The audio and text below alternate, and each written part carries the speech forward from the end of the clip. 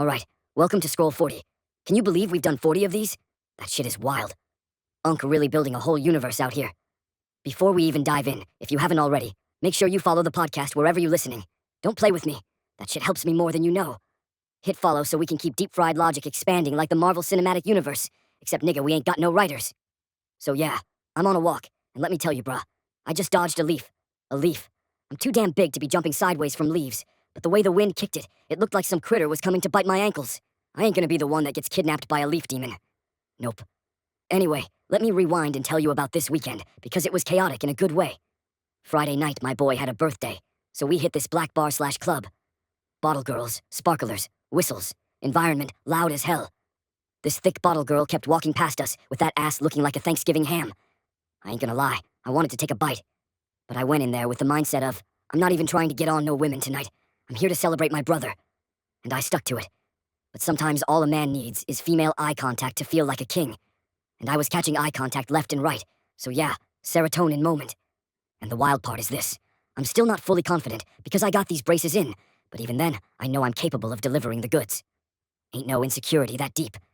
It just made me feel good being out there again, being seen, just having fun without trying to impress anybody.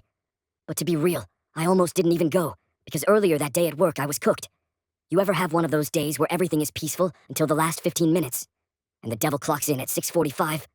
Bro, this dude walks in 10 minutes before closing, talking about, can you run me through red light and cryo? That shit takes 20 minutes minimum. It's 7 o'clock, and at 7:02, this man looking at me like, you think you got time to run me through it? Sir, no. I love you as a taxpayer, but hell no. Put your clothes back on and take your ass home, because I want to go home. That's one thing about service jobs. There are two types of people, cool millionaires and evil gym villains. And that day I met a gym villain. So after that nonsense, I'm glad I went out because I needed that mood reset. Saw dudes from high school. Niggas ain't changed. Same mannerisms, same jokes, same everything. It was like a time capsule. Then Saturday hit. My hangover was hanging, listening for the bell like a boxer. But I linked up with my boy Paul, one of my closest friends since 3rd grade. And Paul does fat shit on elite levels. We go get gyros thinking, okay, cool meal, watching football, nothing crazy. Then at halftime, this nigga says, we should order a pizza. And I'm sitting there like, you are sick, but I say all right. So we smash the gyros, then smash the pizza. And then Paul's still hungry. So we go to the taco truck. I ordered 1 quesadilla because I'm a regular fat ass. This nigga ordered 3, and he ate them like he was training for the NFL Combine.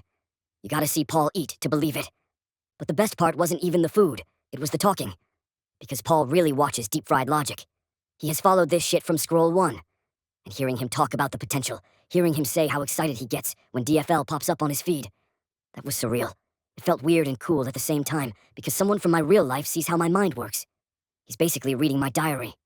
And speaking of crazy conversations, let me tell you about this famous dude I see at work sometimes. This man is legendary. I'm talking traveled in the 80s, up there with Michael Jackson and Prince-level energy. He knows those dudes. I asked him what the 80s were like, and this nigga gave me a grin like he had flashbacks. He said, boy, you don't even want to go there. And that told me everything. He said back then there was no social media, so whatever you wanted to do, you did. He said straight up, if I told you everything, I'd be in jail. Nigga. He said they had little people travel with the touring band, and they had wild after-parties. But he also told me how they got screwed on the back end, contracts, deals, money, all that. So my takeaway from that was, have fun, but don't get played. Then me and Paul start talking deeper, and I start explaining what it's like being black, because some white dude's humor is just insane. Paul one time took a shit in a pizza box as a prank and was like, how do you not find that funny? Nigga, because that shit is not funny. Black people don't play with bodily fluids. That's jail-adjacent energy. I had to break it down to him. In the black community, perception is everything. You can't do gay jokes. You can't do weird-ass humor. You can't do playful nonsense because they will perceive you as weak. And once people think you're soft, they try you. And I could tell Paul's brain was buffering. But that's my brother. He hears me. And then I realized hanging out with him like this, those days are counting down.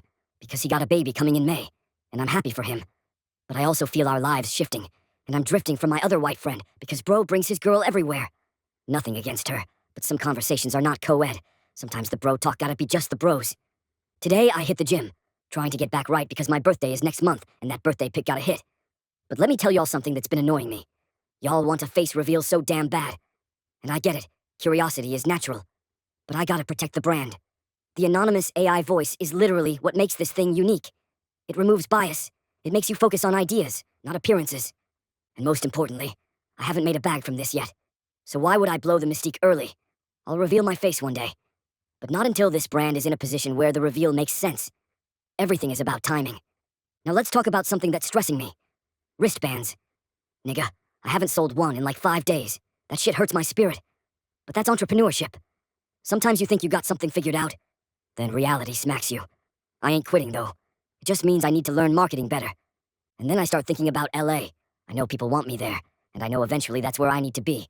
But doing it in 2026 would be suicide. I gotta go when I'm more financially stable, when I have some infrastructure, when I have income that allows me to take risks. I can't be broke and building and trying to network from scratch and adjusting to a new city. That's too much pressure all at once. So probably 2027. But I'm scared. And because I'm scared, that's exactly why I have to do it. As for TikTok, I've noticed something. The dopamine changed. 5 months ago, 23 likes had me excited. Now 500 likes don't even move me. That scares me a little, because I don't ever want to lose gratitude. But it also shows growth, and it shows that the scrolls are their own world now. I realized someone can literally spend hours watching my stuff. I accidentally created a universe. That's insane. Then I started thinking about weed. Nigga, I don't think I fuck with weed no more. Smoked the other day, and the next morning I was stuttering so hard at work, I could barely get sentences out. My brain was fried like catfish. I think weed is messing with me now. So, nah, sparkling water wins. And bruh, I had 666 followers on IG for a minute. I said, oh hell no. I went and followed The Rock immediately. Not letting the devil claim me on accident. Hell nah. And speaking of hell, bro, y'all be asking me if I'd sell my soul. Nigga, I'm not letting nobody touch my booty hole for fame. Let's keep it a buck. One of the realest definitions of selling your soul is doing something that violates your morals so deeply that you can never come back from it. If I ever let another man take me from behind, nah, I'd be cooked forever. No amount of fame is worth losing my identity. So that ain't happening. Anyway, I'm almost back home. That's gonna close out Scroll 40. Be a real nigga. Keep God first. Do the right thing. Don't stop, because once you stop, your dreams stop. And if you want to help me get out the hood, buy a wristband. Unc loves you. Good night, and/or have good day.